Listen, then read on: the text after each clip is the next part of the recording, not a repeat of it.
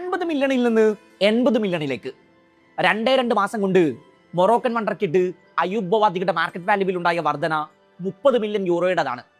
Manchester സിറ്റിയോട് French club Lille ചോദിക്കുന്നത് 100 million അടുത്ത്. ബവാദിയും സിറ്റിയും തമ്മിൽ വെർബൽ എഗ്രിമെന്റിൽ എത്തിയെന്ന തരത്തിൽ റിപ്പോർട്ടുകൾ പുറത്തു വരുന്നു.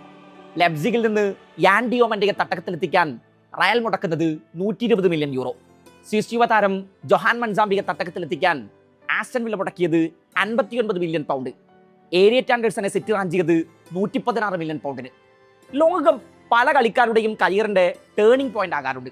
വിശ്വവേദികളിലെ മിന്നും പ്രകടനങ്ങൾ കൊണ്ട് ലോക ഫുട്ബോളിലെ വമ്പൻ ക്ലബ്ബുകളിലേക്ക് ചേക്കേറുകയും പിന്നീട് കരിയർ ആകെ മാറുകയും ചെയ്ത ഇതിഹാസങ്ങളെ പലരെയും ഫുട്ബോൾ ചരിത്രം പരതിയാൽ കാണാം.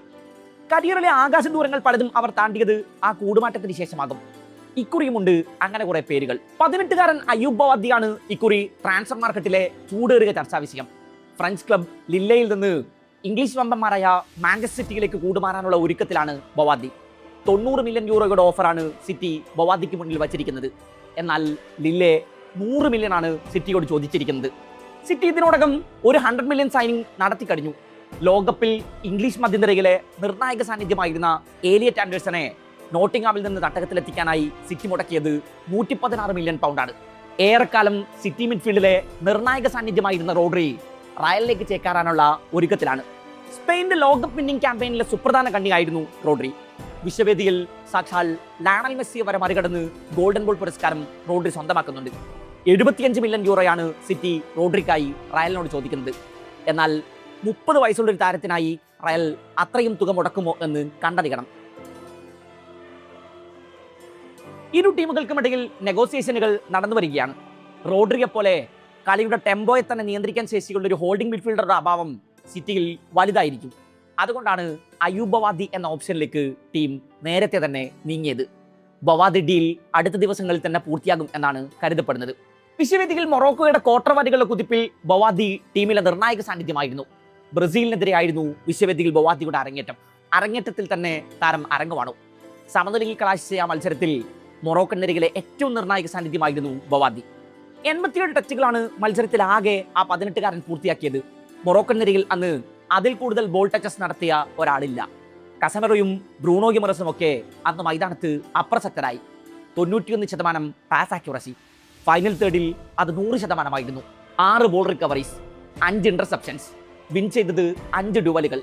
അക്ഷരാർത്ഥത്തിൽ ഒരു ഡ്രീം ഡെബ്യൂ ആയിരുന്നു അത്. പിന്നെ അങ്ങോട്ട് മുഹമ്മദ് വഹബിയുടെ സംഘത്തിലെ നിർണായക സാന്നിധ്യമായി മാറി ബവാദി. ലില്ലേക്കായി 63 മത്സരങ്ങളിൽ താരം കളത്തിലിറങ്ങിയിട്ടുണ്ട്. 2024 ഒക്ടോബർ 2 യുഎഫ ചാമ്പ്യൻസ് ലീഗിൽ ലില്ലേക്കായി ബവാദി അരങ്ങേറ്റം കുറിക്കുന്നത് അന്നാണ്. അതും സാക്ഷാൽ റയൽ മാഡ്രിഡിനെതിരെ. ബവാദിയുടെ 17ാം പിറന്നാളായിരുന്നു അത്. ലില്ലെ റയലിനെ എതിരില്ലാത്ത ഒരു ഗോളിന് പരാജയപ്പെടുത്തിയ മത്സരത്തിൽ ആ 18കാരൻ മിന്നും പ്രകടനമാണ് പുറത്തെടുത്തത്. അന്ന് തന്നെ യൂറോപ്പിലെ പല വമ്പൻ ക്ലബ്ബുകളുടെയും റഡാറിൽ ആ പേര് പതിഞ്ഞിട്ടുണ്ട്. ഇപ്പോൾ ഇതാ മാഞ്ചസ്റ്റർ സിറ്റിയിലേക്ക് ആ വലിയ കൂടുമാറ്റം സംഭവിക്കാൻ പോകുന്നു.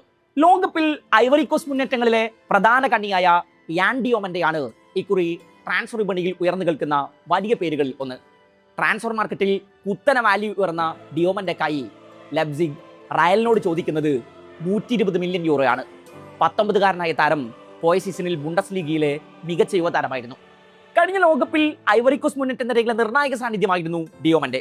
വിശ്വവേദിയിൽ ഇക്കഡോറിനെതിരെയായിരുന്നു ഐവറി കോസ്റ്റിന്റെ ആദ്യ മത്സരം. ഡിയോമന്റെയുടെ ലോകകപ്പ് അരങ്ങേറ്റ മത്സരത്തിൽ തന്നെ ഡിയോമന്റയെ തേടി മാൻ ഓഫ് ദ മാച്ച് പുരസ്കാരം എത്തുന്നുണ്ട്. ഇക്കഡോറിനെതിരെ 80 ടച്ചസ്, ക്രിയേറ്റ് ചെയ്തത് 5 ചാൻസുകൾ, വിൻ ചെയ്തത് 11 ഡുവലുകൾ. മത്സരത്തിൽ ഉടനീളം ഇക്കഡോർ പ്രതിരോധത്തിന് വലിയ വെല്ലുവിളിയായി കളം നിറയുന്നുണ്ട് ഡിയോമന്റെ. ഈ നൂറ്റാണ്ടിൽ ലോകവേദിയിലെ ആദ്യ 3 മത്സരങ്ങളിൽ 10ലധികം ഡ്രിബിളുകളും 10ലധികം ചാൻസുകളും ക്രിയേറ്റ് ചെയ്യുന്ന ആദ്യ താരമാണ് ഡിയോമന്റെ. ഗ്രൂപ്പ് ഘട്ടത്തിൽ 43 ഡ്രിബിളുകളാണ് ഐവറി കോസ്റ്റ് പൂർത്തിയാക്കിയത്. കുറസാവോക്കെതിരായ നിർണായക മത്സരത്തിൽ നിക്കോളാസ് പെപ്പയുടെ ഗോളിന് വഴിയൊരുക്കി അസിസ്റ്റ് ലിസ്റ്റിലും ഇടം പിടിക്കുന്നുണ്ട് ഡിയോമന്റെ. റൗണ്ട് ഓഫ് 32 നോർവേക്ക് മുന്നിൽ ഐവറി കോസ്റ്റിന്റെ പടയോട്ടം അവസാനിച്ചെങ്കിലും ഡിയോമന്റെ ചർച്ചകളിൽ നിറഞ്ഞു. ഒടുക്കം ലോക ഫുട്ബോളിൽ വലിയ പാരമ്പര്യങ്ങൾ അവകാശപ്പെടാനുള്ള ദ റോയൽ റയൽ മാഡ്രിഡ് തന്നെ താരത്തിനായി രംഗത്ത് വരുന്നു. ആ ഡീൽ അനധിവിദൂര ഭാവിയിൽ തന്നെ പൂർത്തിയാകും എന്നാണ് കരുതപ്പെടുന്നത്. സ്വിറ്റ്സർലൻഡ് യുവതാരം ജൊഹാൻ മൻസാംബിയെ ഫ്രീബർഗിൽ നിന്ന് ആസ്റ്റൺ വില്ല റാഞ്ചിയത് 59 മില്യൺ പൗണ്ടിനാണ്. ലോകകപ്പിൽ സ്വിസ് നിരയിലെ ടോപ്പ് സ്കോറായിരുന്നു 20കാരൻ മൻസാംബി. 3 ഗോളുകളും 2 അസിസ്റ്റുമാണ് താരം തൻ്റെ പേരിൽ കുറിച്ചത്. എന്നാൽ നോക്കൌട്ടിലെ നിർണായക മത്സരങ്ങൾ പരിക്ക് കാരണം മൻസാമ്പിക്ക് നഷ്ടമാകുന്നുണ്ട്.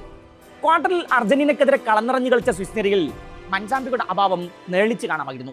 എംബോളോ റെഡ് കാർഡ് കണ്ട് പുറത്തായതിനു ശേഷമാണ് അർജന്റീന ആ മത്സരത്തിലേക്ക് തിരികെ വന്നത് തന്നെ. ലോകകപ്പിൽ ബെൽജിയം നിരയിലെ നിർണായക സാന്നിധ്യമായ യോറി ടിലമൻസിനെ ആസ്റ്റൺ വില്ലയിൽ നിന്ന് 35 മില്യൺ പൗണ്ട് റിലീസ് ക്ലോസ് നൽകിയാണ് മാഞ്ചസ്റ്റർ യുണൈറ്റഡ് ഇക്കുറി സ്വന്തമാക്കിയത്. ബെൽജിയത്തിന്റെ നായകൻ കൂടിയായ ടിലമൻസ് 2 ഗോളുകളാണ് ബെൽജിയം കുപ്പായത്തിൽ വിശ്വവേദിയിൽ കുറിച്ചത്. നോക്കൌട്ടിൽ സെനഗലിനെതിരെ തോൽവിയുടെ വക്കിൽ നിന്നും ബെൽജിയത്തെ വിജയത്തിലേക്ക് കൈപിടിച്ച് നടത്തിയത് ടിലമൻസ് ആണ്. PSVയിൽ നിന്നും ഇസ്മായിൽ സൈബരിയെ 50 മില്യൺ യൂറോ മുടക്കിയാണ് ബയൺ മ്യൂണിക് റാൻ ചെയ്തത്. ലോകകപ്പിൽ മൊറോക്കോയുടെ ടോപ്പ് സ്കോർ ആയിരുന്നു സൈബരി. 3 ഗോളുകളാണ് താരം സ്കോർ ചെയ്തത്. ലോകകപ്പിനിടെ പരിക്കേറ്റ സൈബരി ഫ്രാൻസിനെതിരായ നിർണായക ക്വാർട്ടർ പോരാട്ടത്തിൽ മൊറോക്കൻ നിരയിൽ ഉണ്ടായിരുന്നില്ല. ലോകകപ്പിൽ സ്പാനിഷ് ഡിഫൻസിലെ നെടുന്തൂണായിരുന്ന ഐമറിക് ലപ്പോർട്ടക്കായുള്ള ശ്രമങ്ങൾ ബാഴ്സ നടത്തി വരുന്നുണ്ടായിരുന്നു. എന്നാൽ അത്ലറ്റിക് ക്ലബ് 32-കാരന് വേണ്ടി 80 മില്യൺ യൂറോയൊക്കെ ചോദിക്കുന്നുണ്ട് എന്നാണ് റിപ്പോർട്ട്. ഒരു CBക്കായുള്ള അന്വേഷണം തുടരുന്നുണ്ടെങ്കിലും ഇത്രയും തുക മുടക്കി ലപ്പോർട്ടയെ ബാഴ്സ ടീമിലെത്തിക്കാൻ ഇടയില്ല. വിശ്വവേദിയിൽ മൊറോക്കൻ നിരയിലെ മറ്റൊരു നിർണായക സാന്നിധ്യമായിരുന്ന അസദ്ദീൻ ഔനാഹിയെ റാഞ്ചാനുള്ള ശ്രമങ്ങൾ ബാഴ്സ നടത്തി വരുന്നുണ്ട്. നിലവിൽ ജിറോണയുടെ താരമായ ഔനാഹിയെ പരിക്കേറ്റ ഫ്രാങ്കി ഡിയോങ്ങിന് പകരമായാണ് ബാഴ്സ നോട്ടമിട്ടിരിക്കുന്നത്. കാബോ വെർഡിയുടെ ലോകകപ്പ് ഹീറോ വൊസീനയെ ചിലിയൻ ക്ലബായ കോളോ കോളോയാണ് റാഞ്ച് ചെയ്തത്. ഇനിയുമുണ്ട് ലോകകപ്പ് കരിയറിന്റെ തന്നെ വഴിത്തിരിവാകാൻ പോകുന്ന പല പേരുകളും. ട്രാൻസ്ഫർ മാർക്കറ്റ് ക്ലോസ് ചെയ്യാൻ ആഴ്ചകൾ മാത്രം ബാക്കി നിൽക്കെ തങ്ങളുടെ ടാർഗറ്റുകളെ വലവീശി പിടിക്കാനുള്ള ഓട്ടത്തിലാണ് ക്ലബ്ബുകൾ.